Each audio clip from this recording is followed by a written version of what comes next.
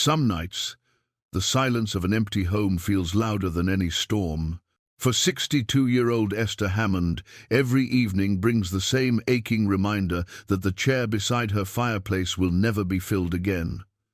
3 years have passed since Thomas died. Now she sits alone in their mountain cabin while a blizzard rages outside. Her supplies are running low, and she's resigned herself to another cold, lonely night. Then someone knocks at her door. The stranger who enters is tall and mysterious, with eyes like burning coals. He speaks her husband's name and claims they were old friends.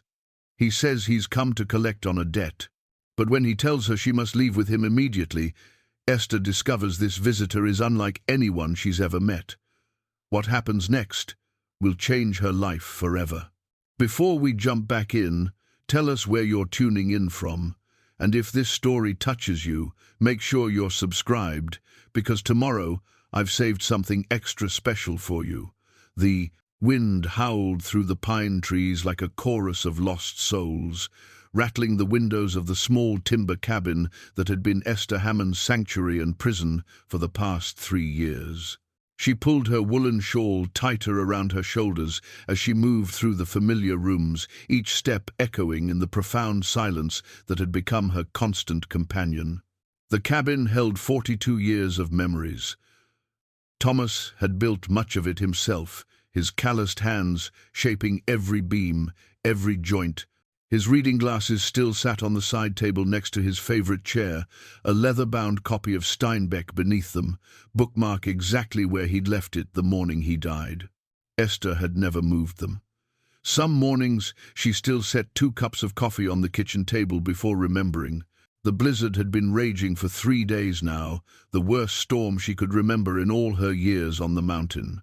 Snow piled against the windows in crystalline drifts, and the wind sang its mournful song through every crack and crevice.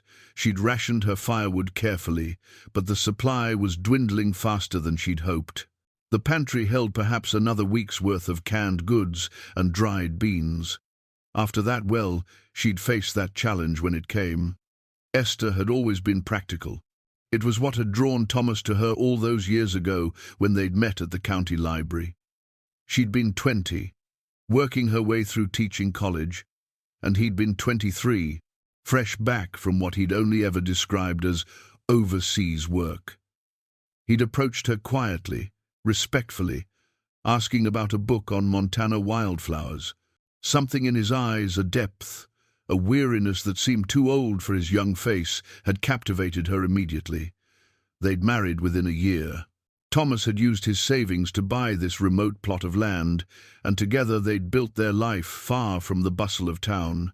He'd worked as a hunting guide and taught survival skills to outdoor enthusiasts, while she'd taught at the one-room schoolhouse in the valley until it closed in the 80s.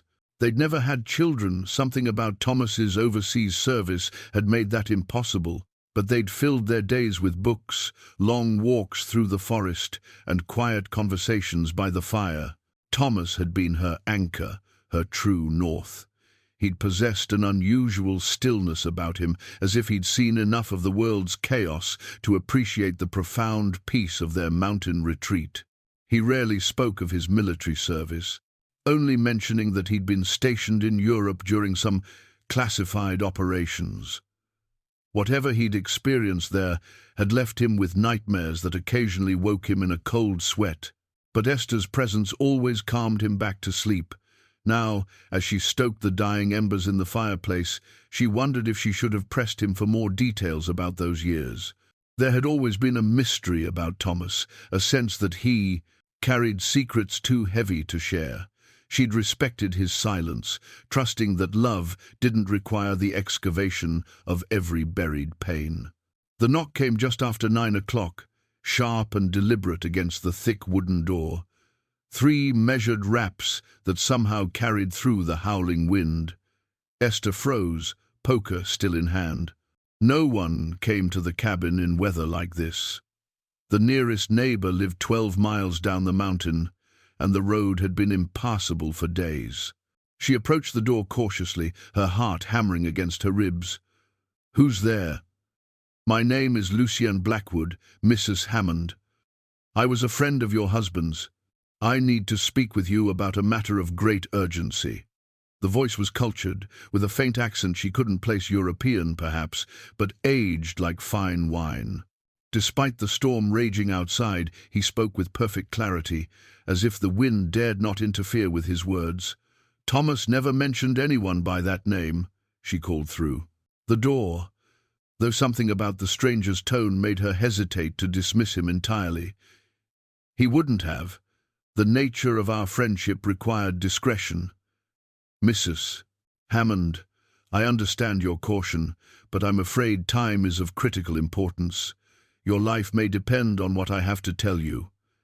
Esther's hand trembled as she reached for the deadbolt. Everything rational in her mind screamed warnings, but something deeper, an instinct she'd learned to trust after 6 decades of life, whispered that this man meant no harm. She cracked the door open, leaving the chain engaged. The stranger stood on her covered porch, impossibly dry despite the driving snow. He was tall, perhaps 6 feet and some inches, with dark hair that showed no signs of grey despite the maturity evident in his bearing. His coat appeared to be made of fine wool, cut in a style that seemed both timeless and expensive. But it was his eyes that made her breath catch amber like autumn leaves, with an intensity that seemed to pierce straight through to her soul. "May I come in?" he asked, his voice gentle, despite the urgency he'd claimed. "I give you my word that you have nothing to fear from me." Against every reasonable instinct, Esther found herself sliding the chain free and opening the door wide. The stranger stepped across the threshold with fluid grace, but something odd struck her immediately. No snow clung to his coat or hair despite the storm outside. More unsettling still, as he moved past the hall mirror, she caught no reflection in its surface. "Thank you," he said, pulling off leather gloves that revealed pale, elegant hands. "I know this is highly irregular, Mrs. Hammond. Under normal circumstances, I would never intrude upon your privacy. But these are far from normal circumstances." Esther closed the door and turned to study her unexpected guest. In the warm light of the oil lamps, the power had failed. With the storm, she could see that his face was ageless, in a way that defied easy description. Not young, certainly, but not old either. It was as if time had simply chosen not to mark him. "You said you were Thomas's friend," she began carefully. "From where? How?" "From the war," Lucien replied, removing his coat to reveal a simple but well-tailored black sweater. "We served together in a capacity that your government still classifies as highly sensitive. Thomas saved my life on more than one occasion." Esther gestured toward the living room, her mind racing.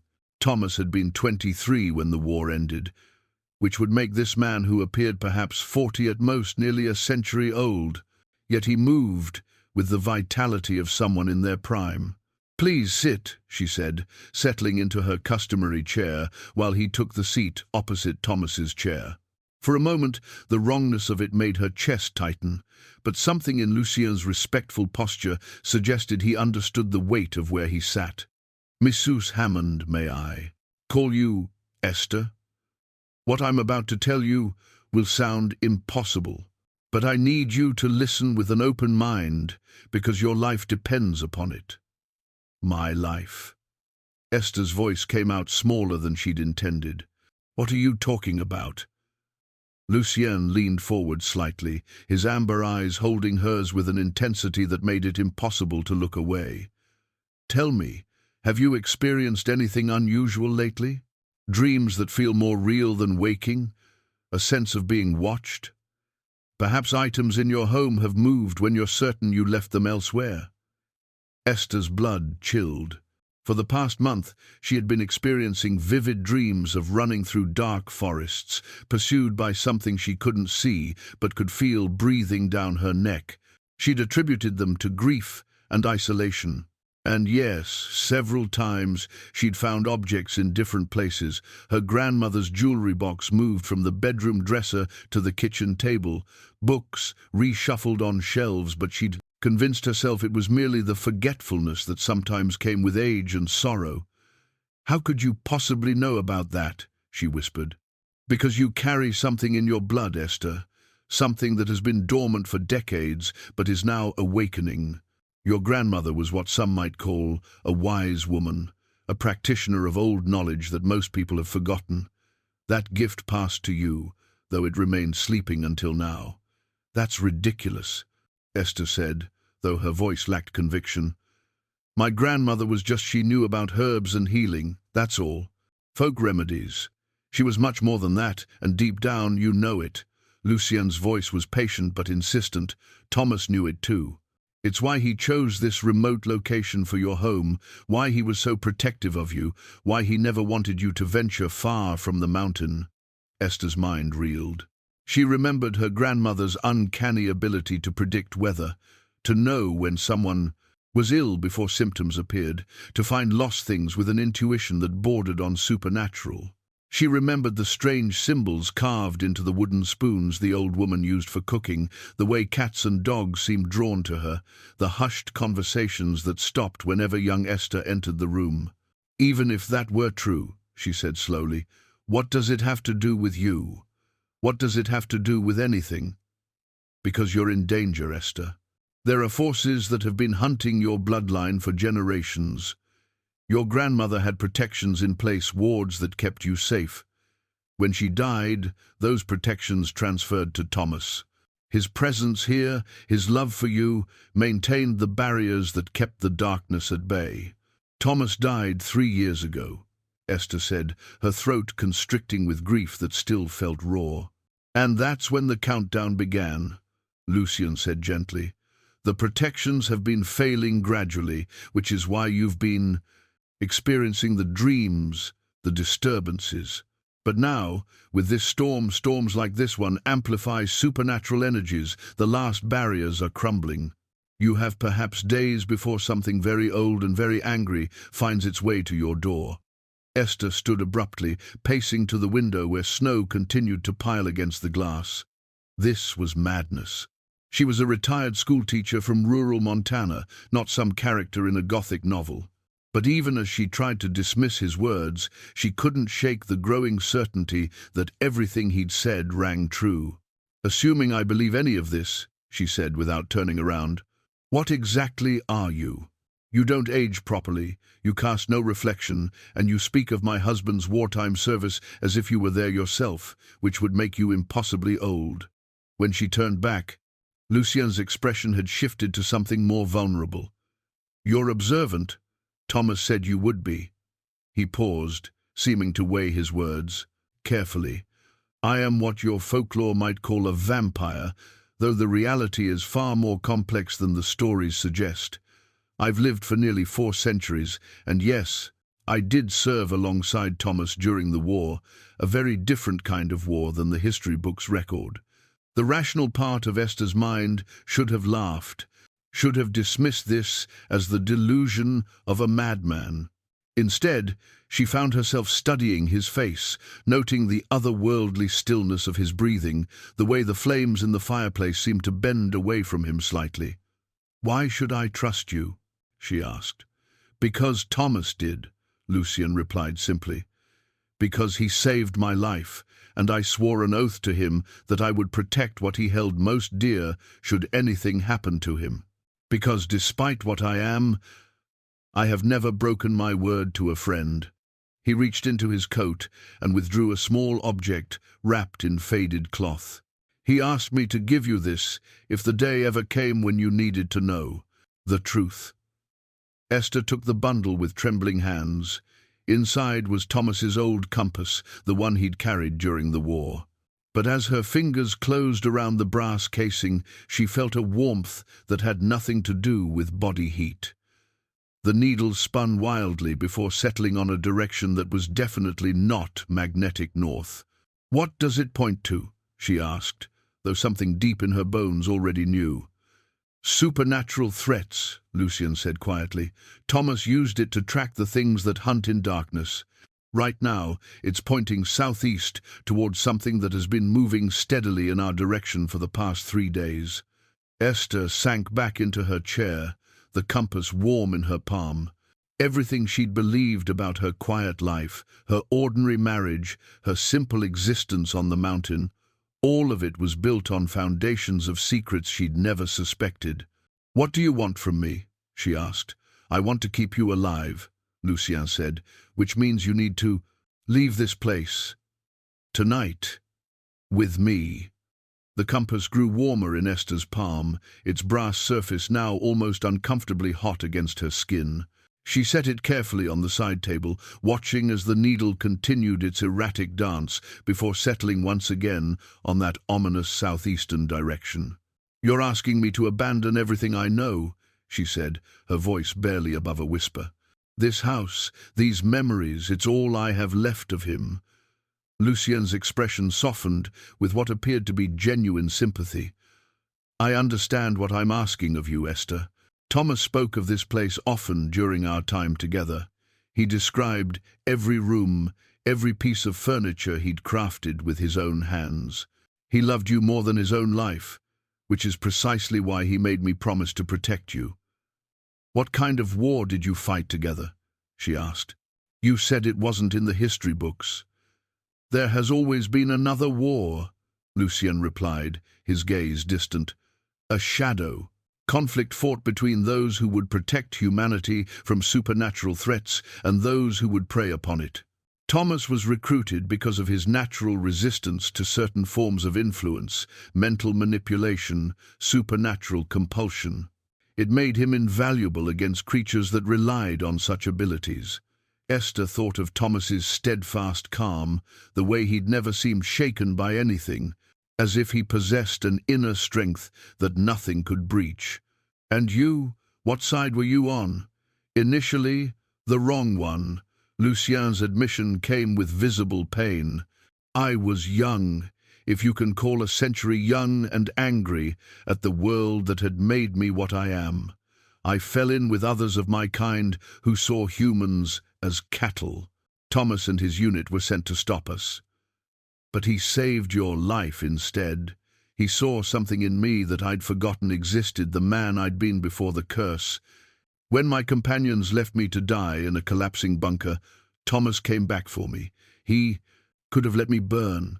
Instead, he risked his own life to pull me from the rubble." Lucien's hands clenched slightly. "That act of mercy changed everything. I've spent the last 70 years trying to be worthy of it." A sudden gust of wind rattled the windows more violently than before, and Esther noticed something that made her blood freeze. The snow wasn't just falling anymore, it was moving in patterns, swirling in deliberate spirals that defied the natural behavior of the storm. "Lucien," she said quietly, pointing toward the window. He followed her gaze and was on his feet instantly, moving with inhuman speed to peer out into the darkness. "It's found us sooner than I anticipated," he said, his voice tight with tension. "We need to leave. Now." "What is it?" "The thing that killed your grandmother. The entity that's been hunting your bloodline for 3 generations." He turned back to her with urgent intensity. "Esther, I need you to go to your bedroom and gather only what you absolutely cannot live without. We have perhaps 10 minutes before." His words were cut off by a sound unlike anything Esther had ever heard, a low, thrumming vibration that seemed to emanate from the very foundations of the house. The compass on the side table began to spin frantically, its needle unable to find any fixed direction. "What was that?" she whispered. "It's testing the remaining protections," Lucien said grimly. "Thomas warded this house well, but the barriers are weakening. Go, please." Esther hurried to her bedroom, her mind reeling. She pulled an old traveling bag from the closet and began stuffing it with essentials, warm clothes, her few pieces of jewelry, the small photo album that contained pictures of her life with Thomas. Her hands shook as she worked, the unreality of the situation threatening to overwhelm her. From the living room, she heard Lucien's voice, though he seemed to be speaking in a language she didn't recognize, something that sounded both ancient and beautiful. As the strange words continued, the thrumming sound grew fainter. as if being pushed back by his voice. In her jewelry box, her fingers found the pendant her grandmother had given her years ago, a simple silver chain, holding what appeared to be a piece of polished black stone. Esther had always assumed it was merely a family heirloom, something sentimental with no real value. But as she lifted it from its velvet-lined box, the stone began to emit a soft, pulsing glow. She nearly dropped it in shock. The pendant was warm, almost alive in her hands, and as she held it, she felt something stirring deep within her, a sensation like waking from a long, dreamless sleep.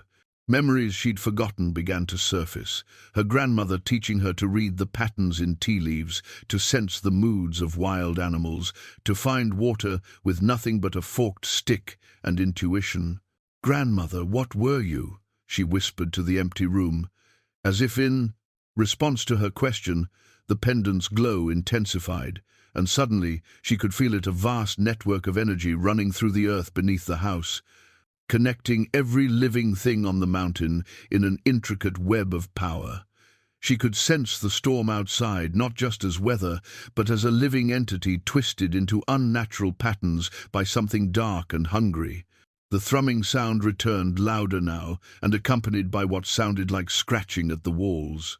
Lucien's voice rose in response, but she could hear the strain in it, as if whatever he was doing was taking tremendous effort. Esther clasped the pendant around her neck, feeling its warmth settle against her chest like a protective embrace. The moment the silver chain touched her skin, the stirring sensation within her exploded into full awareness. She could suddenly perceive things she'd never noticed before, the way the house's wooden beams hummed with protective energy, how certain corners of rooms felt safer than others. The reason Thomas had always insisted on placing iron horseshoes above every doorway. She was a witch. The word came to her with startling clarity, though it felt inadequate to describe what she was experiencing. Her grandmother had been one, and her great-grandmother before that, stretching back through generations of women who'd hidden their gifts in plain sight, disguising magic as folk wisdom and intuition. The scratching at the walls intensified, and she heard Lucien call her name with genuine urgency. She grabbed the traveling bag and hurried back to the living room, where she found him standing in a circle of what appeared to be salt, his hands raised, and his lips moving in constant incantation. "The pendant," he said without breaking his rhythm. "You found it. It's glowing," she said unnecessarily, as the light from the stone was now bright enough to illuminate half the room. "Your grandmother's final gift. She poured decades of protective magic into porters. That stone before she died." His voice was beginning to show signs of strain. "But even with its power added to mine, I can't hold this thing off much longer. We have to go. What exactly is out there? Something that feeds on magical bloodlines. It consumed your grandmother's power when she died, and it's been growing stronger ever since, waiting for your abilities to awaken so it could claim them as well." The front door began to rattle in its frame, though Esther was certain she'd locked and bolted it securely. The rattling grew more violent, accompanied by a sound like claws scraping against wood. "The back door," Lucien said through gritted teeth. "Can you get us out through the back?" Esther nodded, though she wasn't sure her legs would support her. The pendant continued to pulse against her chest, and with each pulse she felt more aware of the malevolent presence circling the house. Something vast and hungry and utterly alien to everything she understood about the devented world. "On my signal," Lucien said, beads of sweat now visible on his forehead despite the cold. "When I break the circle, we run. Don't look back. Don't stop for anything. The car is behind the house keys in the ignition." "You came here in a car? In this storm?" "I came here in whatever way was necessary." His amber eyes met hers with fierce intensity. "Esther, no matter what you see or hear once we're outside, keep moving toward that car. The pendant will protect you, but only if you trust it completely."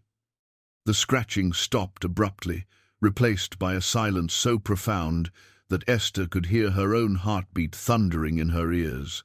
Then, with a sound like breaking glass, every window in the living room shattered simultaneously, letting in a howling wind that carried with it the stench of decay, and something else, something that made her soul recoil in instinctive terror.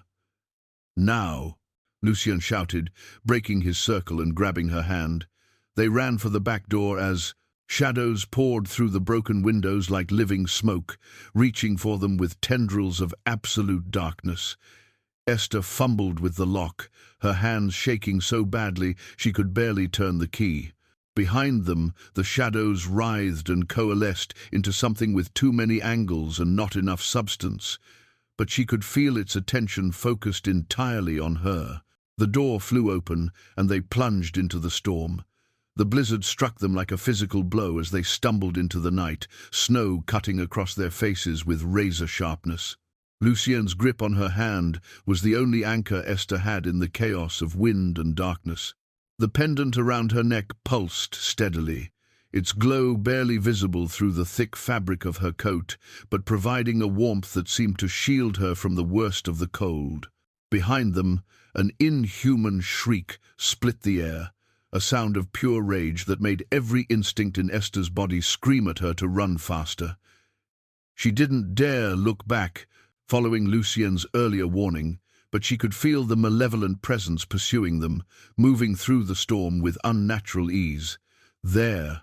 Lucien shouted over the wind, pointing toward a dark shape barely visible through the swirling snow.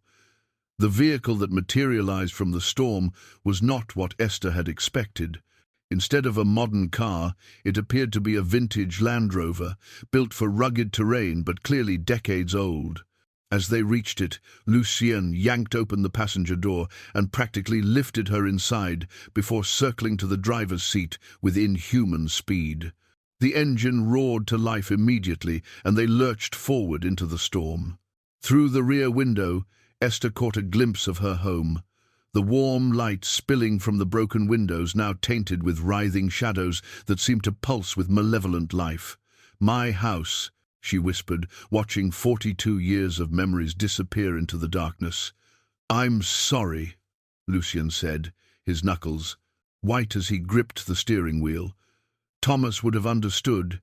He always said your safety was worth more than any building." They drove in tense silence for several minutes, the Land Rover's headlights cutting through the storm to reveal a winding mountain road that should have been impassable in these conditions. Yet somehow Lucien navigated the treacherous path with confidence, as if he'd traveled it many times before. "How can you see where we're going?" Esther asked, clutching her bag to her chest. "Experience," he replied grimly, "and this isn't an ordinary storm. It's being directed, controlled by the entity that was hunting you. Now that we've broken free of its immediate influence, the weather should begin to clear." As if his words had summoned the change, the wind began to lessen and the snow fell less violently. Within another mile, they could see stars beginning to peek through the clouds. "Where are we going?" she asked. "Somewhere safe, somewhere I can. Explain what you're truly dealing with." He glanced at her, his amber eyes reflecting the dashboard lights. "But first, there's something you need to see." He reached into the glove compartment and withdrew a leather-bound journal, its pages yellowed with age. "This belonged to Thomas. He asked me to give it to you if this day ever came." Esther took the journal with trembling hands. The cover was worn smooth from handling, and when she opened it, she recognized Thomas's careful handwriting immediately. But the contents made her breath catch in her throat. The first entry was dated 3 months after their wedding. Asterisk, Esther asked again about my time overseas today. How do I tell the woman I love that I spent 2 years hunting creatures that shouldn't exist? That I've seen things that would shatter her faith in the natural order of the world? She's so pure, so innocent of the darkness that lurks at the edges of human understanding. I pray she never has to learn these truths. Asterisk, she flipped through several pages, finding entries that documented Thomas's gradual transition from active supernatural combat to the role of protector and guardian. Many entries mentioned Lucien by name, describing him as the vampire who chose redemption and the ally who saved our unit more times than I can count. But it was the entries about her that made tears spring to her eyes. Asterisk, Esther's grandmother visited today. She spent an hour walking the property with me, pointing out the places where the protective barriers are strongest. She knows what Esther carries in her blood, and she knows the danger that will come for her someday. The gift skips generations sometimes, she told me, but it always returns, stronger than before. When it awakens in Esther, she'll need someone who understands both worlds, the one she's known and the one she'll discover. I think she approves of my choice to bring Lucien into our circle of protection. Asterisk, he knew, Esther whispered. All these years, he knew what I was. He knew what you could become, Lucien corrected gently. But he also knew that knowledge without context could be dangerous. Your abilities needed to awaken naturally when you were ready to accept them. Another entry caught her attention. This one dated just 6 months before Thomas's death. Asterisk, the barriers are holding, but I can feel them being tested more frequently. Something is growing bolder, more determined. If anything happens to me, Lucien has sworn to get Esther to safety. I've shown him the locations of the sacred sites, places where her power will be strongest if she needs to make a stand. The old church at St. Mary's Peak, the standing stones in Whitefish Valley, the cave system beneath Mount Sentinel. I pray she never needs to use any of them, but if she does, she'll have the knowledge she needs in this journal. Asterisk, sacred sites? Esther looked up from the journal. What does that mean? Places where the barrier between the natural and supernatural worlds is thin, Lucien explained as he navigated a particularly sharp turn. Your grandmother and others like her chose those locations carefully, weaving protective enchantments into the very landscape. They're places where someone with your bloodline can tap into power that's been accumulating for generations. The road began to level out, and through the clearing clouds, Esther could see they were approaching what appeared to be an abandoned church. Its Gothic spires rose like dark fingers against the star-scattered sky, and even from a distance, when she could feel something different about the place, a sense of sanctuary that seemed to resonate with the pendant around her neck. St. Mary's Peak, Lucien said, confirming her suspicion. One of the oldest sacred sites in this region. Your grandmother helped consecrate the ground here in 1952.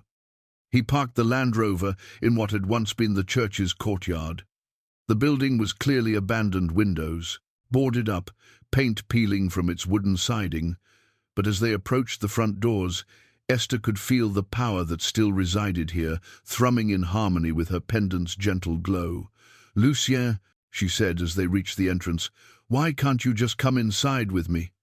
He paused, his hand hovering over the door handle. Sacred ground, he said simply. I am, after all, what most would consider a creature of darkness. The protections here don't differentiate between my intentions and my nature. But that means I'll be alone in there. You won't be alone, he said, his voice gentle but certain. Your grandmother's presence still lingers in places like this, and you have Thomas's journal to guide you. Read it carefully, Esther. Everything you need to understand your heritage, your power, and the choice you'll need to make is written in those pages. What choice? Lucien's amber eyes held hers with grave intensity. Whether to embrace what you are and fight, or to suppress your abilities and spend whatever time you have left in hiding. Because I can protect you for a while, but eventually you'll have to decide if you're ready to become what your bloodline has always been destined to produce, a guardian against the darkness. The church doors opened at her touch, revealing an interior that was far better preserved than the exterior had suggested.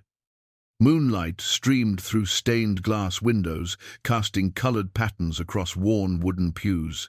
At the altar, a single candle flickered with what she somehow knew was an eternal flame. "I'll wait here," Lucien said from the threshold. "Take all the time you need." The church enveloped Esther in a silence so profound it felt almost sacred. Her footsteps echoed softly on the worn wooden floors as she made her way down the center aisle, Thomas's journal clutched against her chest. The pendant's glow seemed to intensify within these walls, as if responding to the accumulated decades of prayer and protection that permeated the very timbers of the building. She settled into the front pew, close enough to the eternal flame that its flickering light illuminated the journal's pages. Outside, she could hear the wind continuing to die down, and occasionally Lucien's voice as he spoke quietly, whether to himself or to some unseen presence, she couldn't tell. The journal felt heavier in her hands now, weighted with secrets that would reshape everything she thought she knew about her life. She opened to a section dated nearly 20 years ago, finding an entry that made her heart ache with recognition. Asterisk. Esther's been having the dreams again. She doesn't speak of them, but I see how she wakes sometimes, reaching for something that isn't there. Her grandmother warned me this would happen as her 40th birthday approached. The bloodline gift always stirs when a woman reaches certain ages. I've been strengthening the barriers around the house, but I wonder if I'm being selfish, trying to keep her from her true nature. Sometimes I catch her staring into the forest with an expression of longing that breaks my heart. She knows, on some level, that there's more to the world than what she can see. Asterisk. Esther remembered those dreams vividly, now visions of running through moonlit forests, of understanding the language of owls and wolves, of feeling connected to something vast and ancient that pulsed beneath the surface of the ordinary world. Thomas had always soothed her when she woke from them, but she'd sensed something in his comfort that went beyond simple marital concern. Another entry, this one from just 2 years ago, asterisk. The cancer is spreading faster than the doctors predicted. I've been working with Lucien to ensure all the protective protocols are in place before I go. He's reluctant to take on the responsibility. He still sees himself as unworthy of trust, but he's the only one with both the power and the dedication to keep Esther safe. I've been leaving subtle clues for her, things she'll understand when her abilities fully awaken. The compass, hidden in my desk. The protective herbs I've been growing in what she thinks is just a vegetable garden. The iron charms I've placed throughout the house, disguised as decorative elements. Asterisk. Her throat constricted with grief and wonder. Even in his final months, Thomas had been preparing for this moment, laying groundwork for a future he wouldn't live to see. The depth of his love and foresight was staggering. A soft chiming sound drew her attention to the church's bell tower. Though no wind stirred outside now, the bronze bell was moving gently, creating a melodious tone that seemed to resonate in her bones. The sound wasn't alarming, quite the opposite. It felt welcoming, as if the church itself was acknowledging her presence. From outside, she heard Lucien's voice, clearer now. "I know you're listening, old friend. She's your granddaughter, isn't she? You always said she had your eyes." Esther rose from the pew and moved to one of the tall windows. Through a gap in the boarded exterior, she could see Lucien standing in the courtyard, his face turned toward the sky. His posture was respectful, almost reverent, and when she followed his gaze, she saw what had captured his attention. The aurora borealis painted the northern sky in ribbons of green and gold, though she was certain there had been no forecast for such a display. The lights danced with an unusual pattern, almost as if they were responding to some unheard music, and as she watched, they seemed to pulse in rhythm with her pendant. "Grandmother?" she whispered to the empty church. The bell chimed once more, softer this time, and Esther felt a presence settle around her, not threatening, but infinitely comforting. It was like being wrapped in the memory of warm apple pie and gentle hands braiding her hair, of stories told by firelight and the scent of herbs drying in bundles above the kitchen stove. She returned to the journal, finding an entry that made her breath catch. Asterisk. Helena visited Esther in her dreams last night. I could tell by the way she woke, not with fear, but with wonder. Her grandmother is still protecting her, even from beyond death. The bond between the women of that bloodline transcends ordinary mortality. Helena told me once that when her time came, she wouldn't truly be gone. She'd simply step back into the spaces between worlds, continuing to watch over those she loved. Asterisk. Helena? Esther said aloud, remembering her grandmother's gentle insistence that she never call her anything but her given name. You're here, aren't you?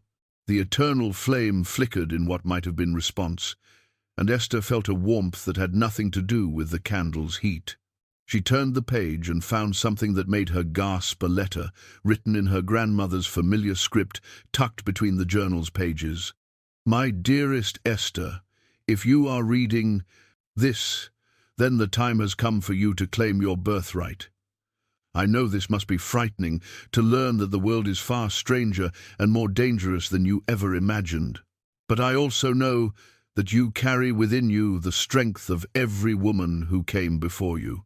The pendant you wear was mine, as it was my grandmother's before me. It is more than mere jewelry, it is a conduit for power that has been gathering strength for generations.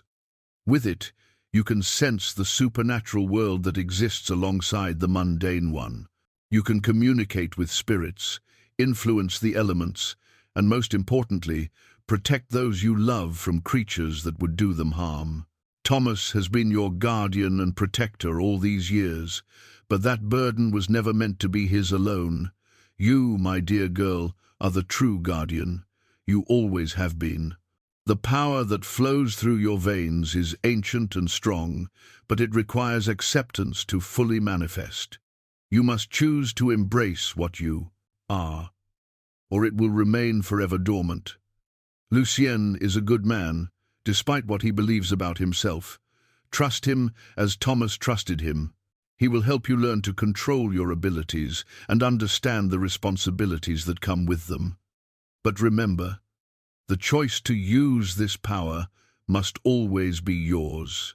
The darkness that has hunted our family for so long can be defeated, but only by someone willing to stand between it and the innocent. I believe you are that person, Esther. I have always believed it. All my love.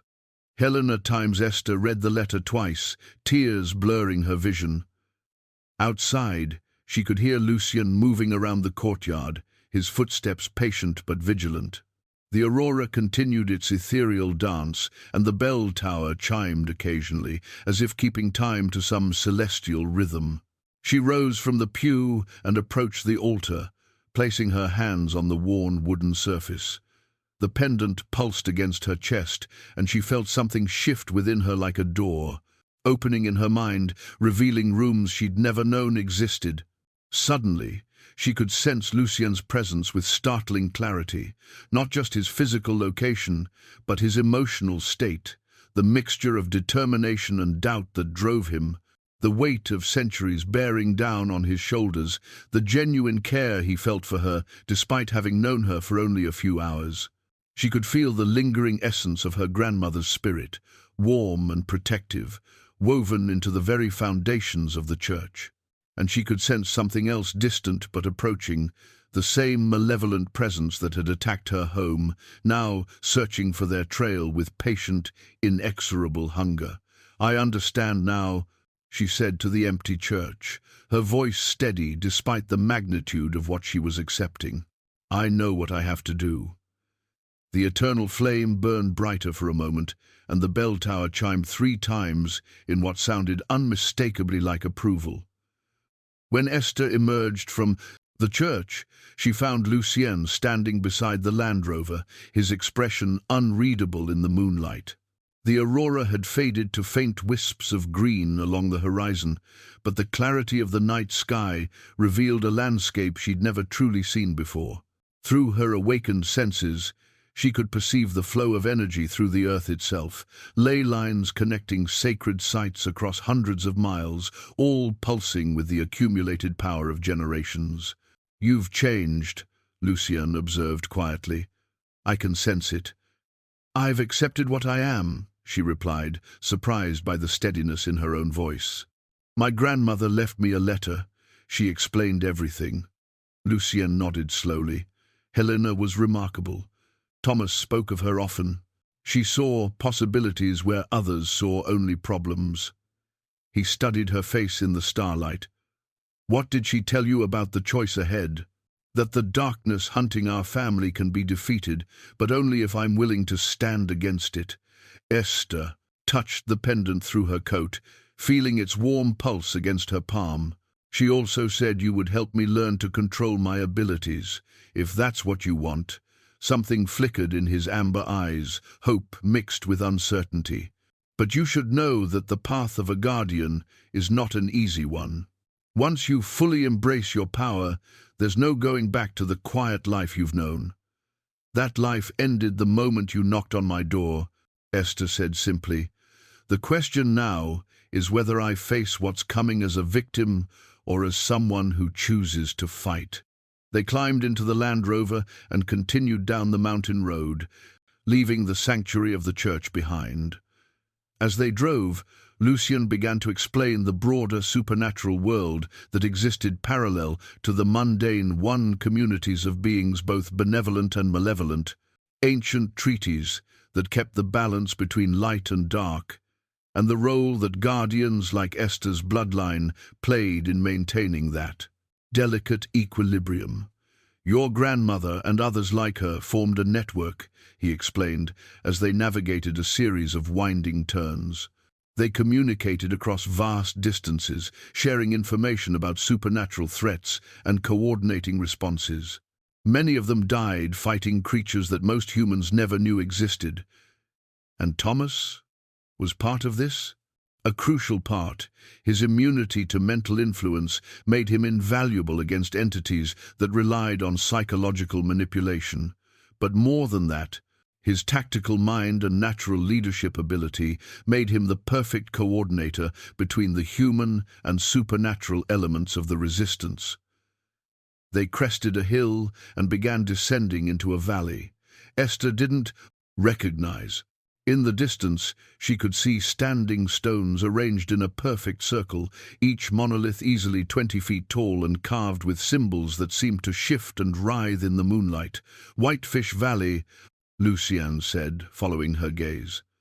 "Another of the sacred sites Thomas mentioned in his journal. This one is particularly significant. It's where your grandmother first learned to harness her abilities." As they approached the stone circle, Esther's pendant began to pulse more rapidly. The symbols on the monoliths became clearer as they drew closer, and she realized with a start that she could read them not through any language she'd learned, but through some deeper recognition that seemed to flow directly from the pendant into her consciousness. Asterisk, "Here the veil grows thin," asterisk, one stone proclaimed. Asterisk, "Here the guardians gather their strength." Asterisk, asterisk, "Blood of the earth, heart of the sky." Asterisk, read another.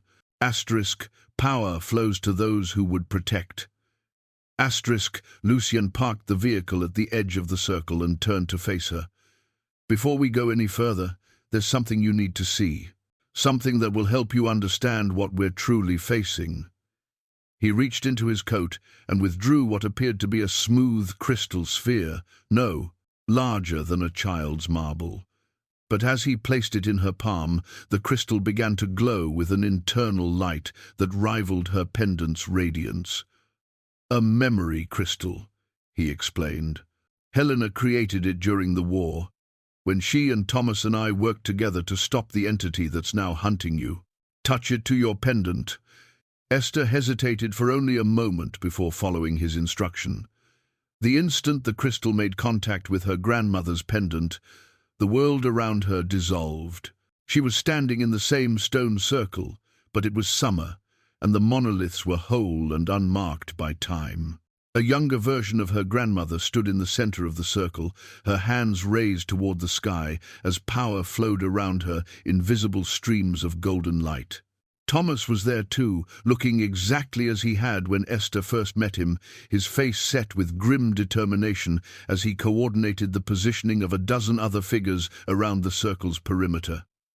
And there was. Lucienne, though seeing him in this context, made her breath catch. His face held an intensity she recognized from their brief acquaintance, but there was something else, a vulnerability, a desperate need to prove himself worthy of the trust these humans were placing in him. "It's coming," the younger Helena called out, her voice carrying clearly across the years. "I can feel it approaching from the east." The thing that materialized at the edge of the vision made Esther's soul recoil. It wasn't truly solid, more like a convergence of shadows and malevolent intent that hurt to look at directly. But its hunger was palpable, a cosmic appetite for magical energy that would never be satisfied no matter how much it consumed. "Now!" Thomas shouted, and the assembled guardians began their work. What followed was unlike any battle Esther could have imagined. Helena and the other magic users wove protective barriers, while Thomas's tactical team used weapons she couldn't identify, bullets that glowed with silver fire, nets that sparked with electrical energy, devices that projected beams of pure light. Lucien moved through the chaos like a force of nature, his vampire strength and speed allowing him to strike where others couldn't reach. But it was the moment when Thomas threw himself between the shadow entity and her wounded grandmother that made Esther's heart clench with recognition. Even 70 years ago, his first instinct had been to protect those he cared about, regardless of the cost to himself. The vision faded, leaving her gasping in the present-day silence of the stone circle. "They didn't kill it," Lucien said quietly. "They wounded it badly enough to force it into hibernation, but entities like this one, they're not truly mortal. They exist between dimensions, drawing power from multiple realities. The best we could do was bind it in place and hope the barriers would hold long enough for a permanent solution to be found." "But they didn't hold," Esther said, understanding flooding through her. "Your grandmother's death weakened the primary binding. Thomas's death severed the secondary protections, and your awakening powers have provided the final key the entity needed to break free completely." Esther climbed out of the Land Rover and walked to the center of the stone circle, feeling the accumulated power of the site thrumming beneath her feet. The pendant around her neck pulsed in harmony with the ancient stones, and she could sense the ley lines converging here like rivers meeting the sea. "You brought me here to train," she said, not really asking. "Helena wanted you to have access to the same sources of power she used, but Esther," Lucien's voice carried a note of warning, "using this much concentrated energy will send a signal across the supernatural spectrum. Every entity within 500 miles will know exactly where you are." She turned to face him, seeing her own reflection in his amber eyes, a Gruce, 62-year-old woman who had discovered she was so much more than she'd ever imagined. "Good," she said firmly. "Let them come. It's time to end this." The attack came at dawn, just as Esther was beginning to understand the true extent of her abilities. She'd spent the night within the stone circle, learning to channel the power that flowed through the ancient ley lines, while Lucien maintained a protective watch from the perimeter. The pendant had become almost too warm to wear, pulsing with energy that made her fingertips tingle and her vision sharpen to supernatural clarity. She'd been practicing moving small objects with her mind, pebbles at first, then larger stones when the shadow creatures materialized from the morning mist like nightmares given form. They moved wrong, their shapes constantly shifting between solid and ethereal, and their presence brought with it a chill that had nothing to do with the mountain air. "Esther!" Lucien's warning cry echoed across the valley as he launched himself at the nearest creature, his hands now ending in claws that gleamed like polished steel. The shadow things, There were at least 6 of them converged on the stone circle with predatory intelligence. They seemed to understand that she was the source of the power they'd been sent to claim, and they moved to surround her with coordinated precision that spoke of a controlling intelligence directing their actions.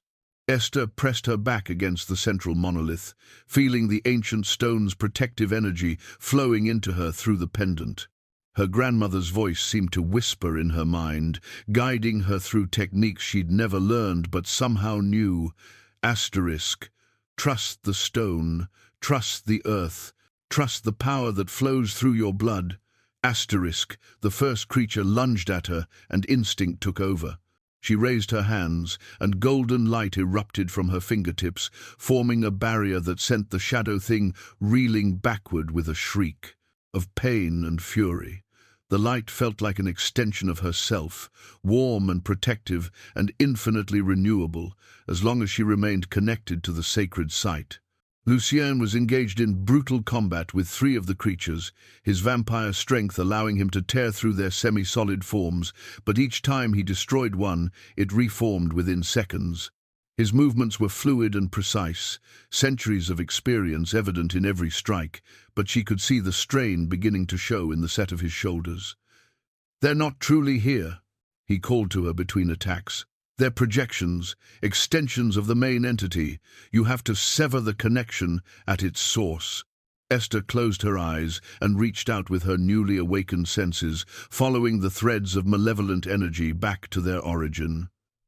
What she found made her stomach clench with terror and determination in equal measure. The shadow entity was moving steadily closer, its true form still miles away, but approaching with inexorable purpose. These creatures were indeed extensions of itself, scouts and harassers, designed to weaken her before the final confrontation. But in reaching out to trace their connection, she discovered something else, a network of similar entities across the continent, all tied to the same ancient hunger, all seeking sources of magical power to feed their endless appetite. Her grandmother had been only one of many guardians they'd consumed over the decades, and there were others out there now, isolated and unaware, who would face the same fate if this threat wasn't stopped permanently. The pendant against her chest suddenly flared with heat, so intense she gasped, and with that surge of power came clarity. She could sever the connection, but doing so would require her to trace it back to its source and confront the entity directly. There would be no hiding, no running, no hoping someone else would solve the problem. "Lucien," she called out, her decision made. "I need you to get to cover. What are you planning?" He ducked beneath a shadow creature's swipe and sent it sprawling with a powerful backhand. "Something my grandmother should have done 70 years ago." Esther pressed both palms against the central monolith, feeling the accumulated power of generations flowing into her through the contact. "I'm going to end this." The golden light around her intensified, spreading outward from the stone circle in expanding rings. Where it touched the shadow creatures, they didn't just recoil, they began to dissolve, their connection to their distant master severed by the purifying energy she was channeling. But the effort was enormous, and she could feel it draining her life force even as it empowered her abilities. The pendant was now burning against her skin, hot enough to leave a mark, but she didn't dare release her connection to the stone. Through the expanding network of her consciousness, she could sense the main entity's rage at the loss of its scouts, and she felt it turn its full attention toward her location. "It's coming!" she gasped, sweat beading on her forehead despite the mountain chill. "The real one. It'll be here within the hour." Lucien was at her side instantly, his hands hovering over hers, as if he wanted to break her connection to the stone, but didn't dare interrupt the process. "Esther, you're burning yourself out. This much power is exactly what my bloodline was meant to channel," she finished, though speaking was becoming difficult. "My grandmother held back because she was afraid of what using this much power might do to her, afraid of the responsibility it would bring. But I'm 62 years old, Lucien. I've lived a full life, loved and been loved. If this is how my story ends, at least it ends with purpose. Your story doesn't have to end at all, he said urgently. There are other ways to fight this thing. We can run, find other guardians, build a coalition. There are no other guardians, Esther said, the truth flowing through her expanded awareness like ice water. Not anymore. This entity has been hunting them systematically for decades. I'm the last one, and if I fall, there's no one left to stand between it and every innocent person who has no idea what's coming for them. The golden light pulsed brighter, and she felt something shifting in her connection to the stone. Instead of draining her, the power was beginning to stabilize, finding a sustainable rhythm that drew from the earth itself rather than her personal reserves. The pendant's heat lessened to a comfortable warmth, and her breathing steadied. I think, she began, then stopped as she realized what was happening. Lucien, touch the stone. Touch it now. Esther, I can't. Sacred sites and my kind. Trust me, she said, meeting his amber eyes with absolute certainty. This site wasn't just consecrated by my grandmother, it was blessed by every guardian who ever stood here, including the ones who fought alongside creatures of darkness who chose the light. Touch the stone. Hesitantly, Lucien placed his hand on the monolith beside hers. For a moment, nothing happened. Then his eyes widened as the golden light expanded to encompass him as well, not burning or repelling him, but welcoming him into the protective embrace of the sacred space. How is this possible? He whispered. Because you're not a creature of darkness anymore, Esther said, understanding flooding through her. You haven't been for 70 years. You're a guardian, just like Thomas was, just like I am. The stone recognizes that. Together, they stood at the heart of the ancient circle as the real battle approached, no longer two separate beings trying to protect each other, but partners united in purpose and power. The pendant around Esther's neck pulsed once more, and she felt a new presence joining their connection, not her grandmother this time, but Thomas himself, his love and approval flowing through the sacred site he'd helped to protect. They were ready. The entity arrived not with fanfare, but with silence, a sudden, profound absence of sound that made the very air feel dead. Birds stopped singing, wind ceased to rustle through the grass, and even the insects fell quiet. The golden light surrounding Esther and Lucien flickered momentarily, as if something was actively draining the energy from their sacred space. "It's here," Esther whispered, though her voice seemed muffled, as if the words had to travel through thick glass to reach Lucien's ears. But instead of the shadow creature she'd seen in the memory crystal, what materialized at the edge of the stone circle was a figure that made Esther's heart stop beating for a full second. Tall, elegant, with silver hair and wearing a coat that was identical to Lucien's, except where Lucien moved with careful control, this figure radiated predatory confidence. "Victor," Lucien breathed, and the breast name carried decades of pain and betrayal. The newcomer smiled, revealing teeth that were too white and too sharp. "Hello, old friend. It's been far too long." His accent was similar to Lucien's, but colder, with an edge that suggested centuries of cruelty. "I must say, you've chosen interesting company for your final stand." Esther kept her hands pressed against the monolith, maintaining her connection to the sacred power, but her mind raced to process this development. "You know him?" "Victor was my maker," Lucien said quietly, never taking his eyes off the other vampire. "The one who turned me into what I am. He's also the one who taught me that power without conscience is just another form of damnation." Victor laughed, a sound like breaking glass. "Still clinging to that romantic notion of redemption, I see. Tell me, Lucien, how many decades did it take you to realize that the humans you've been protecting would turn on you the moment they understood what you truly are?" "They accepted me," Lucien replied steadily. "Thomas, Helena, the others, they judged me by my actions, not my nature." "How touching. And where are they now?" Victor's gaze shifted to Esther with predatory interest. All dead, leaving you to protect their precious bloodline guardian alone. Except, his smile widened. You're not protecting her from the shadow entity at all, are you? You're protecting her from me. The truth hit Esther like a physical blow. The shadow creatures, they weren't the real threat. Oh, they're quite real, Victor said casually. Useful creatures, shadow feeders. I've been using them to herd magical bloodlines for the better part of a century. They flush out the guardians, wear them down, make them desperate enough to reveal themselves and their true power. Then I simply follow their trail and claim what they've so helpfully concentrated for me. He gestured to the stone circle with mock appreciation. This site, for instance. Do you have any idea how much accumulated power your grandmother and her predecessors stored here?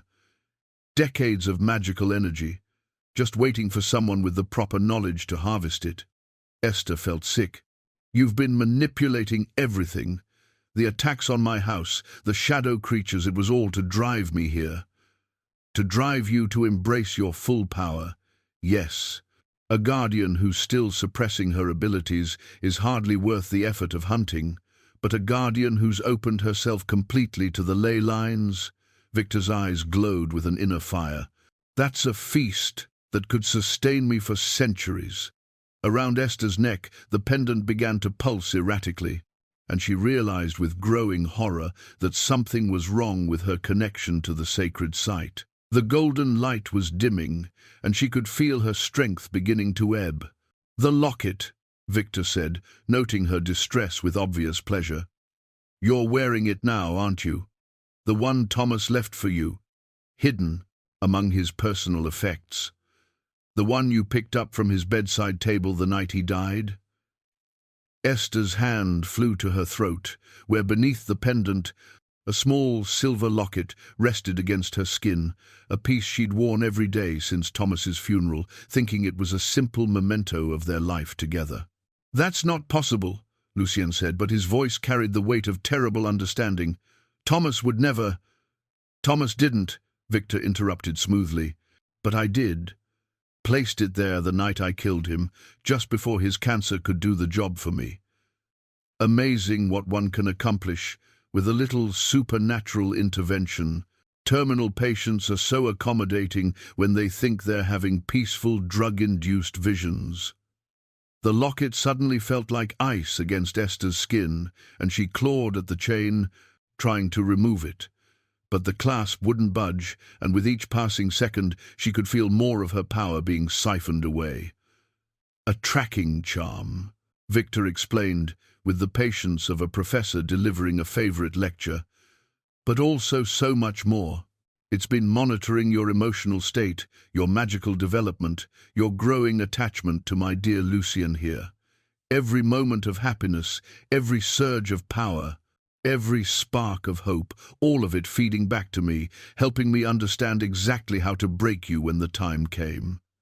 Lucien launched himself at Victor with inhuman speed, but the older vampire was ready for him. They collided with a force that cracked the nearest standing stone, and Esther watched in horror as two beings she'd thought she understood revealed the true extent of their supernatural nature. Victor was stronger, his centuries of predatory existence having honed him into a perfect killer. But Lucien fought with desperate fury, protecting not just Esther but everything she represented, the possibility of redemption, the hope that love could triumph over the darkness that had claimed his soul so long ago. "You want to know the beautiful irony?" Victor called out as he and Lucien grappled among the ancient stones. "Thomas came to me at the end, when he realized his death would leave her vulnerable. He offered me a bargain, his remaining life force in exchange for a promise to leave her alone." Esther's knees nearly gave out. "No. Oh, yes." He was quite touching in his desperation. "Take my years," he said. "Take whatever you need, but let her live in peace." So I did. I absorbed every day he had left, used his love for you as a conduit to place my tracking charm, and promised him exactly what he asked for, that you would live in peace right up until the moment I decided otherwise. The pendant around her neck was now barely glowing, its protective power almost completely drained by the insidious locket. But in her despair, Esther felt something else stirring, not the gentle, nurturing power her grandmother had taught her to channel, but something fiercer, more primal. "You killed him," she whispered, and her voice carried a resonance that made the remaining standing stones vibrate in harmony. "I liberated him," Victor corrected, throwing Lucien against a monolith with enough force to leave cracks in the ancient stone. From the burden of protecting someone whose power he could never truly understand, from the weight of secrets that were eating him alive, from the impossible task of keeping you safe from creatures like me. Rage built in Esther's chest, white-hot and purifying. The locket was still draining her gentle protective magic, but it had no power over the darker emotions that were now rising to the surface. Her grandmother's bloodline carried more than just healing and protection, it also carried the power to punish those who preyed upon the innocent. "Lucien," she called out, her voice now carrying harmonics that made the very air shimmer. "Get away from him." Lucien rolled clear, just as Esther placed both hands on the central monolith, and opened herself completely not to the gentle power of the sacred site, but to the raw, elemental fury of the earth itself. Lightning erupted from the stone circle, not the golden light of protection but the silver fire of judgment. The locket around her neck shattered under the assault, its tracking charm dissolved by power that had been waiting 62 years to be unleashed. Victor's confident smile faltered for the first time as he realized what he was truly facing, not a gentle guardian playing with forces beyond her understanding, but the awakened fury of every woman in her bloodline who had ever lost someone to creatures like him. The silver fire that erupted from Esther's touch transformed the ancient stone circle into something that belonged more to legend than reality. Each monolith blazed with ethereal flame that cast no shadows, and the very ground beneath their feet thrummed with power that made the air itself sing with harmonics too complex for human ears to fully comprehend. Victor staggered backward, his confident demeanor cracking for the first time in centuries. The silver fire didn't burn him, but it revealed him stripping away the veneer of civilization he'd worn like a mask to expose the predator beneath. His form wavered between human and something far more monstrous, centuries of consumed lives writhing beneath his skin like trapped souls demanding justice. "Impossible," he hissed, his cultured accent dissolving into something guttural and ancient. "You're untrained, undisciplined. No guardian your age should have access to the deeper mysteries." "She's not alone," Lucien said, rising from where Victor had thrown him. Blood trickled from a cut on his forehead, but his amber eyes blazed with renewed purpose. "She carries the accumulated wisdom of every woman in her bloodline." Esther could feel them now, the spirits of her ancestors stretching back through centuries of hidden power. They stood with her in the circle, translucent forms that grew more solid as the silver fire intensified. Her grandmother Helena was there, of course, but also women whose names had been lost to time, guardians who had faced their own dark moments and emerged victorious, or died trying. The pendant against her chest pulsed in rhythm with their presence, and she understood that it had always been more than a simple protective charm. It was a repository of memory, a link to every guardian who had worn it before her. "You want to know what makes me different from them?" Esther asked, her voice carrying the weight of generations. "They fought alone, isolated by necessity and secrecy. They died alone, their knowledge lost with them. But I—" She gestured to Lucien, who moved to stand beside her despite the intensity of the power radiating from the stones. "I don't have to face this alone." Victor's eyes narrowed as he studied their unified stance. A vampire and a witch, joining forces. How romantically naive. Do you have any idea what he's truly capable of? Little guardian. What he's done during his darker centuries. "I know exactly what he was," Esther replied steadily, "and I know exactly what he chose to become. That's what makes him worthy of trust." The accusation hit its mark, not in making Esther doubt Lucienne, but in revealing Victor's fundamental misunderstanding of redemption itself. The older vampire had never comprehended that true strength came not from embracing one's darker nature, but from choosing to transcend it. At the edge of the stone circle, the shadows began to writhe and coalesce as Victor summoned his shadow servants. Unlike the relatively simple creatures that had attacked earlier, these were manifestations of pure malevolence. Fragments of his own corrupted essence, given semi-independent form.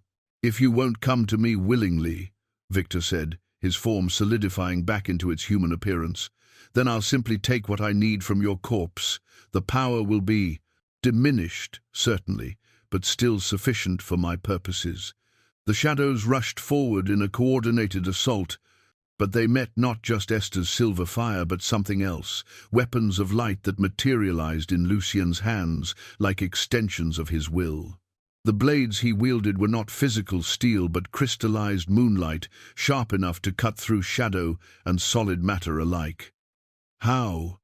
Victor's surprise was genuine. "The sacred sight," Lucien explained as he carved through the attacking shadows with fluid precision. "It's not rejecting my vampire nature, it's embracing my guardian's soul. The same power that flows through Esther flows through me now."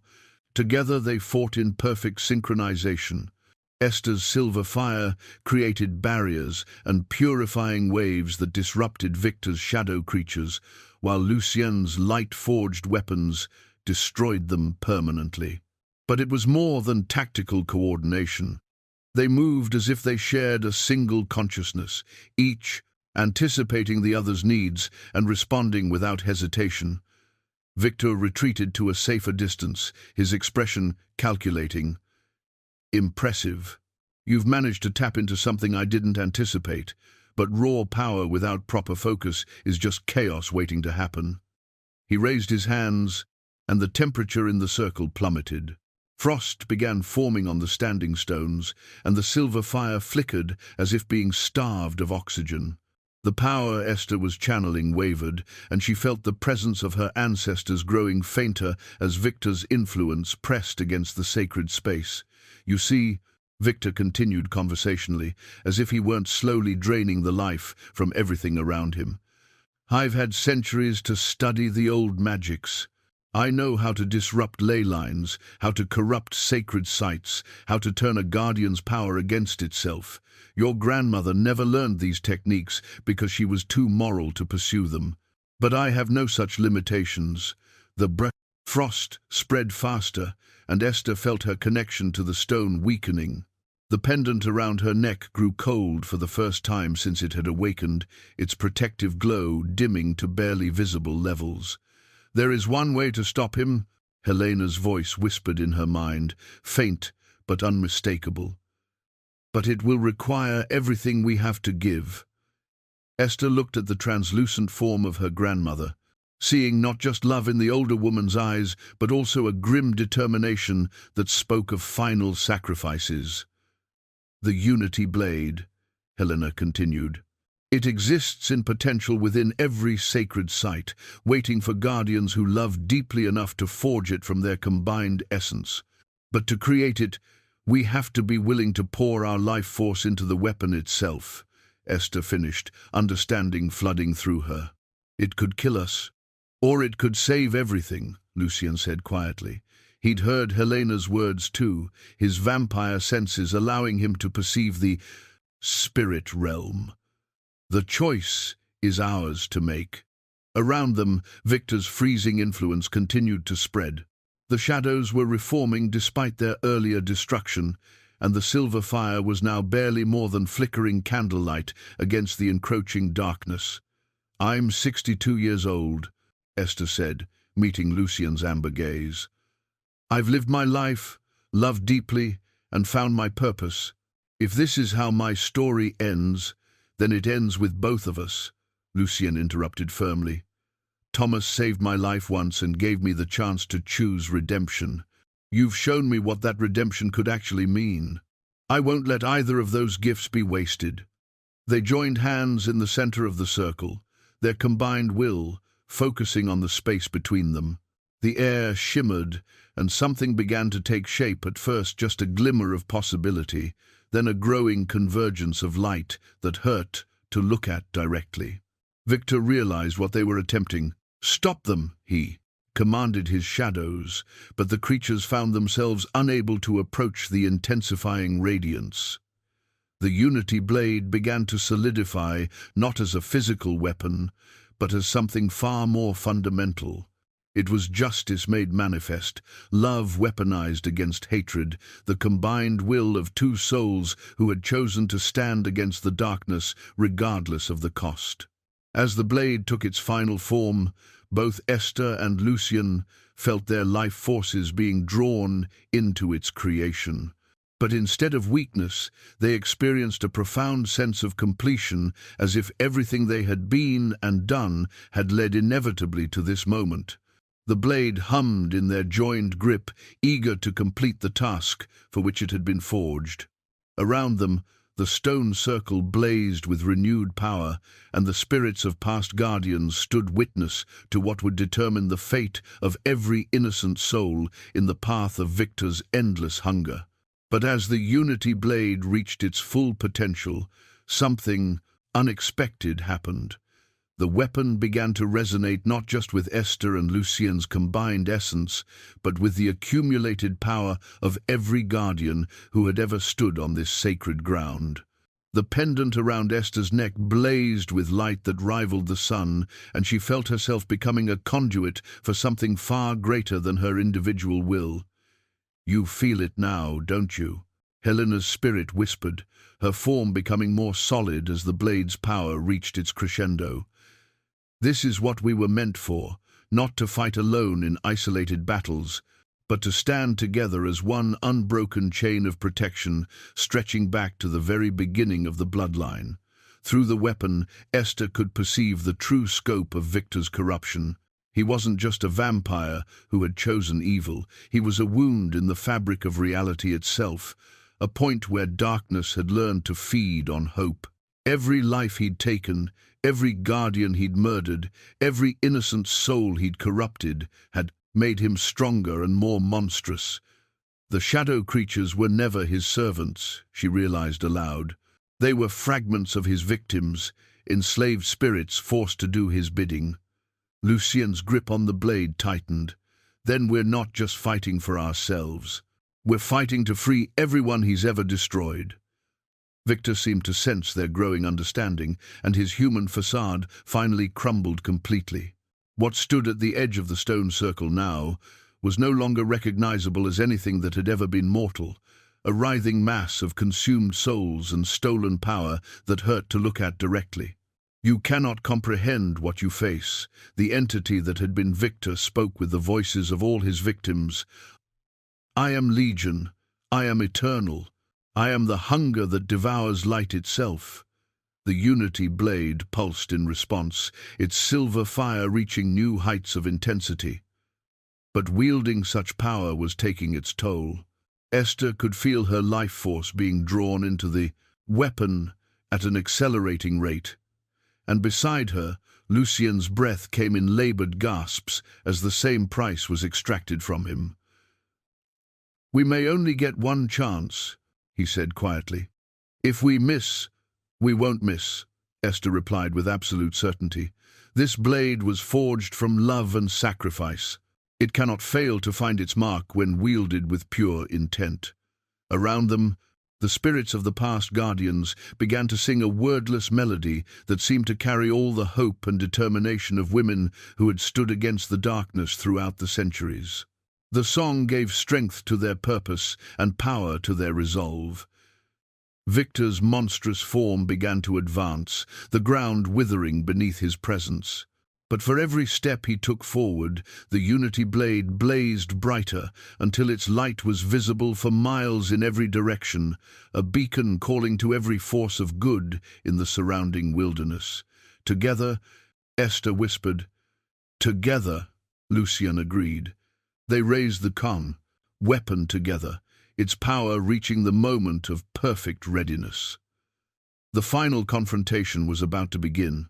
The moment Esther and Lucien raised the Unity blade together, the world around them exploded into chaos.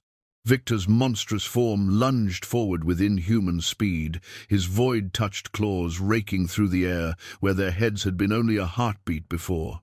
But they moved as one being now, their connection through the crystalline weapon allowing them to anticipate not just each other's actions, but Victor's as well. The blade sang through the air, its pure light carving through the encroaching darkness like a lighthouse beam cutting through fog. Where it struck Victor's void-corrupted essence, the ancient vampire shrieked in pain that sounded like the death cries of every soul he'd ever consumed. For the first time in centuries, he was faced with a power that could actually harm him not just physically, but spiritually. "Impossible," Victor roared, his form wavering between the cultured gentleman and the writhing mass of consumed lives. "I am eternal. I am beyond your pathetic human concepts of justice and redemption." But even as he spoke, cracks of silver light began to appear across his dark essence, revealing the tortured souls trapped within his being. They pressed against their prison, desperate for the freedom that the Unity blade promised, not just for Esther and Lucien, but for everyone Victor had ever destroyed. The storm that had been building around them reached its crescendo. The blizzard Victor had been using to mask his approach now revealed its true nature, not merely weather, but a manifestation of every winter night when innocents had died because no guardian had been there to protect them. The wind howled with voices of the lost, and the snow fell like tears shed by those left behind. Esther felt the storm heart, the magical core of the supernatural blizzard pulsing with malevolent energy somewhere above them. Through her connection to the Unity blade, she could sense how Victor had been using it to amplify his power, drawing strength from the despair and fear it carried. "The storm," she gasped to Lucien as they pressed their attack. "It's not just cover, it's a weapon. He's been feeding on every negative emotion it carries." Lucien's amber eyes blazed with understanding. "Then we take it away from him." Together, they raised the Unity blade toward the roiling clouds above. The weapon's light shot upward like a pillar of silver fire, piercing the heart of the supernatural storm. For a moment, the wind stopped completely, and the falling snow hung suspended in the air, as if time itself had paused. Then the storm heart shattered. The explosion of released energy sent shockwaves across the mountain range, but instead of destruction, it brought purification.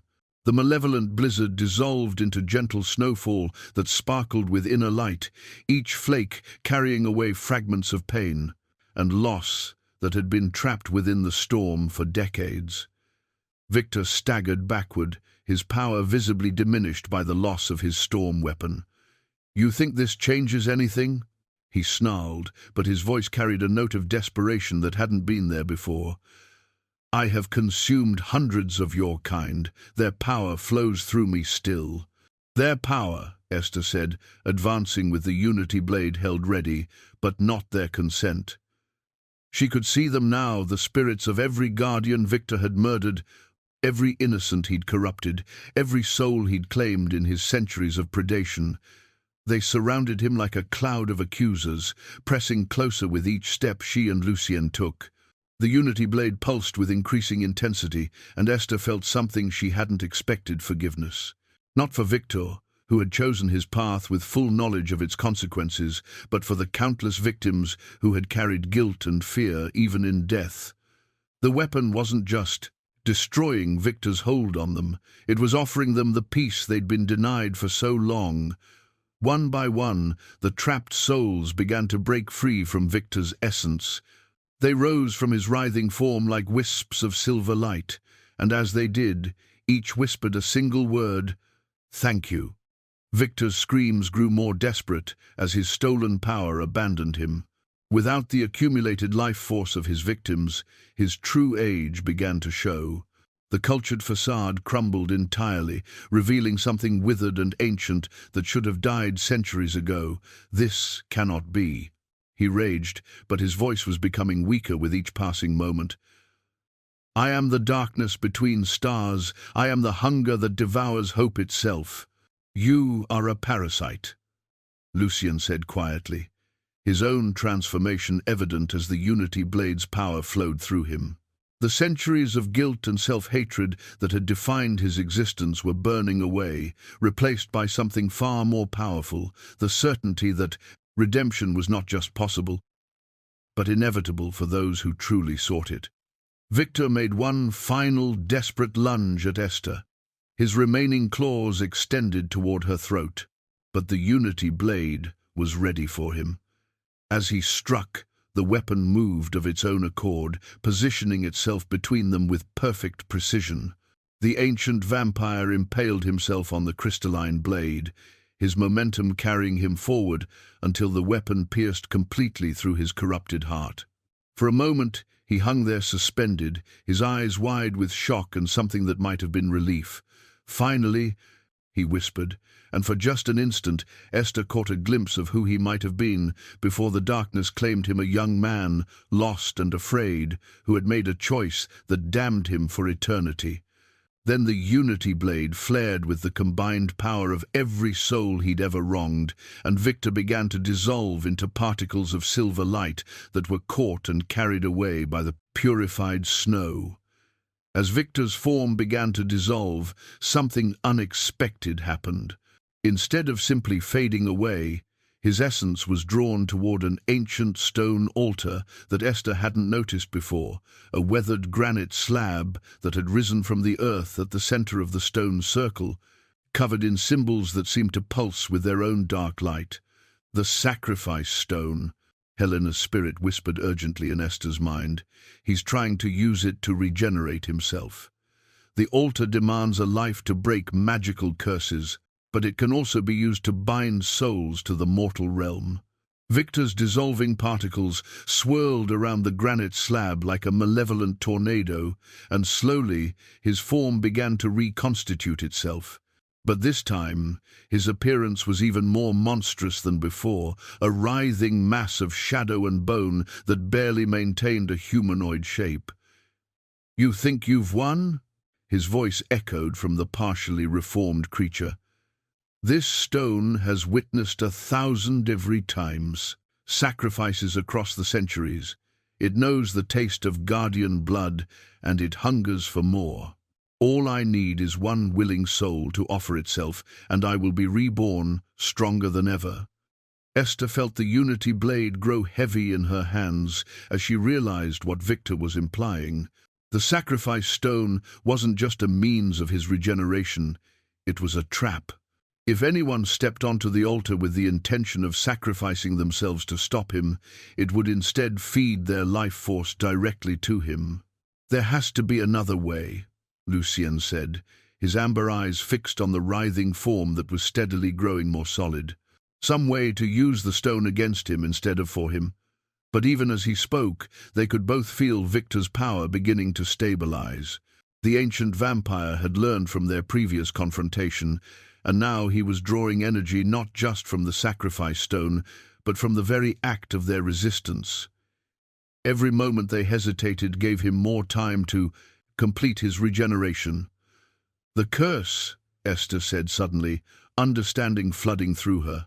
"My grandmother mentioned that the bloodline was cursed, that Victor had placed some kind of binding on our family generations ago. What if that's what we need to break?" Through the Unity Blade's connection, she could sense the invisible chains that had bound her family line for decades, threads of dark magic that had made them vulnerable to Victor's hunting, that had ensured he could always find them when their power awakened. The curse wasn't just a means of tracking, it was a spiritual leash that gave him a claim on their souls. "If we can sever the curse at its source," she continued, "then Victor loses his anchor to our reality. He'll have nothing left to bind him to the mortal world." "But that would require," Lucien began, then stopped as he saw her expression. "Esther, no. You're not seriously considering stepping onto that altar?" "Not to sacrifice myself," she said, firmly. "To reclaim what was stolen from my bloodline in the first place." The unity blade pulsed with warm light, and through its crystalline surface she could see the truth of the situation. The sacrifice stone wasn't evil in itself, it was simply a tool that responded to the intentions of whoever used it. If someone approached it with the purpose of giving their life for Victor's benefit, it would grant that dark wish. But if someone approached it with the intention of breaking unjust bonds and freeing the innocent, it could work, Helena's spirit said, her translucent form becoming more solid as she spoke. But the risk if your resolve wavers, even for a moment, if doubt creeps into your heart while you're on the stone. Then Victor wins, Esther finished. I understand. She looked at Lucien, seeing in his eyes the same determination that had led him to choose redemption over damnation decades ago. I'm not doing this alone, remember? We forged the unity blade, together. And together is how we'll finish this. Without waiting for his response, she stepped onto the sacrifice stone. The moment her feet touched the ancient granite, power unlike anything she'd ever experienced flowed through her. She could feel every life that had ever been offered on this altar, every soul that had chosen to give everything for the sake of others. But she could also feel something else, the curse that had bound her family, now revealed in all its twisted complexity. Lucien joined her on the stone without hesitation, and their combined presence transformed the altar's energy completely. Instead of demanding sacrifice, it began to offer redemption. The dark symbols carved into its surface blazed with silver fire, as the curse that had plagued Esther's bloodline for generations began to unravel. Victor's regenerating form convulsed as his connection to the curse was severed. "No!" he screamed, his voice cracking like breaking ice. "That binding has held for 300 years. You cannot simply—" But his protests were cut off, as the curse's destruction sent shockwaves through every spell he'd ever cast, every victim he'd ever claimed, every dark bargain he'd ever made. Without the anchor of the bloodline curse, his entire supernatural existence began to collapse like a house of cards in a hurricane. The unity blade flared one final time, and Esther and Lucien raised it together above the sacrifice stone. The weapon had served its purpose not just as a tool of battle, but as a symbol of what could be accomplished when love and trust transcended the boundaries between different kinds of beings. Victor's final scream echoed across the mountain as his essence was pulled into the spaces between worlds, banished not just from this reality, but from any realm where innocent souls might dwell. The curse was broken, the threat was ended, and the long night of fear that had haunted Esther's family was finally over. The sacrifice stone cracked down its center and crumbled to dust, its dark purpose fulfilled and transformed. In its place, a small spring bubbled up from the earth, clear, pure water that would flow for generations, carrying away the last traces of Victor's corruption. The silence that followed Victor's destruction was unlike any Esther had ever experienced. It wasn't the oppressive quiet of grief or the hollow emptiness of loneliness. It was the profound peace that comes when a long-carried burden finally lifts from weary shoulders. The stone circle, cleansed of centuries of accumulated darkness, hummed with renewed energy that felt like the earth itself taking its first deep breath after holding it for too long.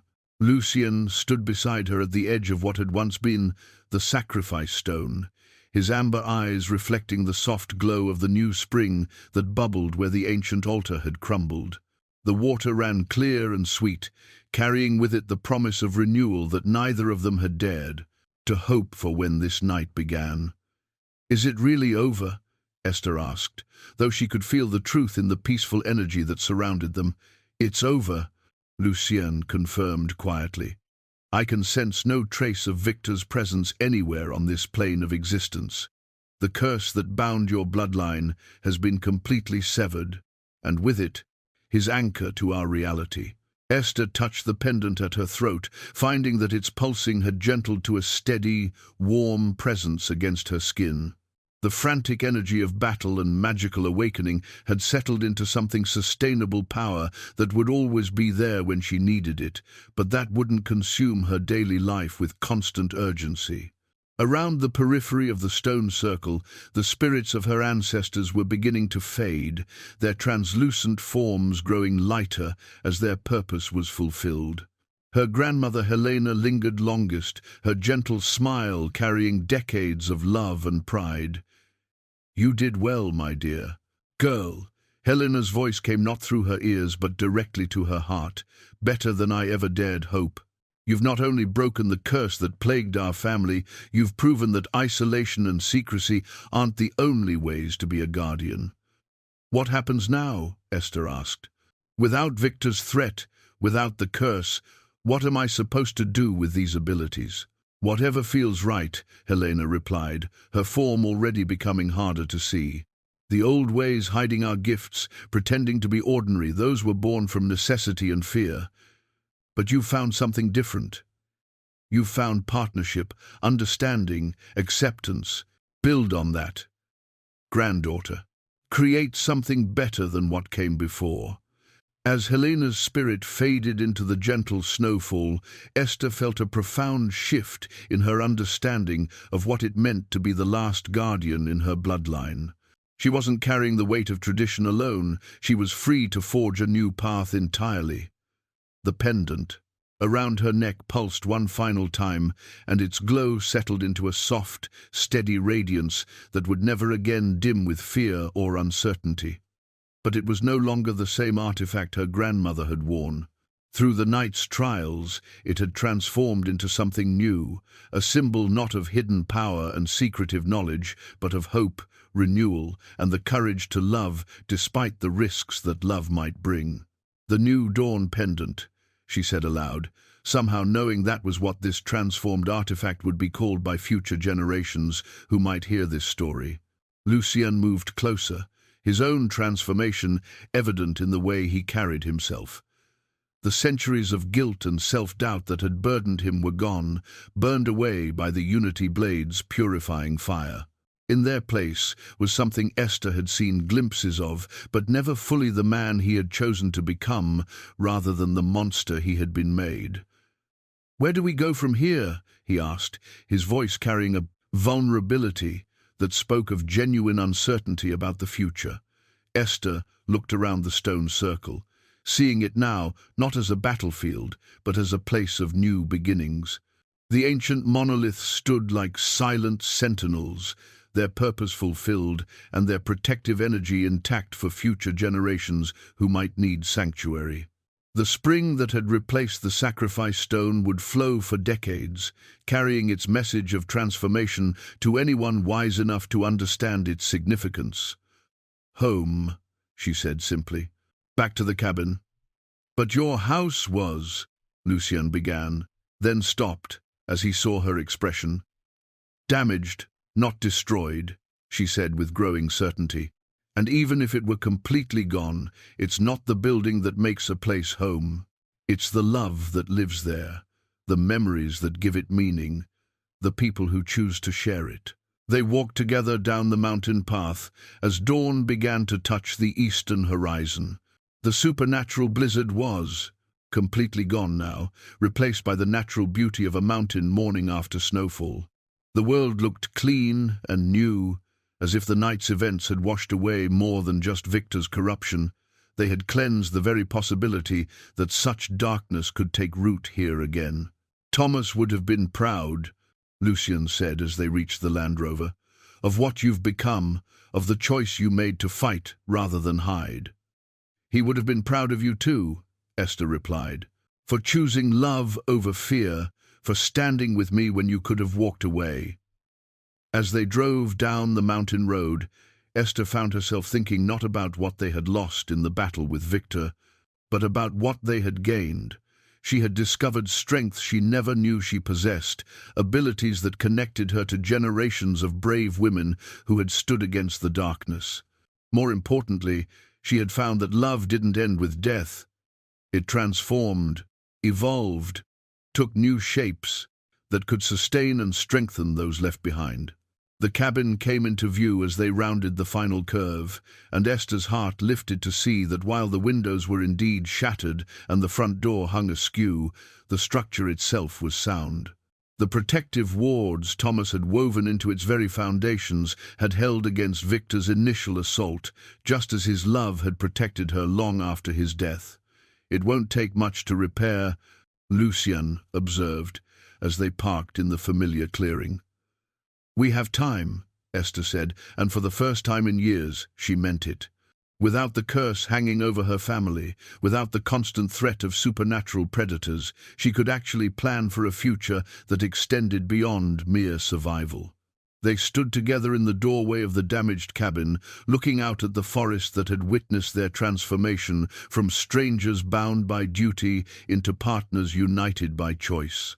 The sun was fully up now, painting the snow-covered trees in shades of gold and rose that spoke of new days and new possibilities.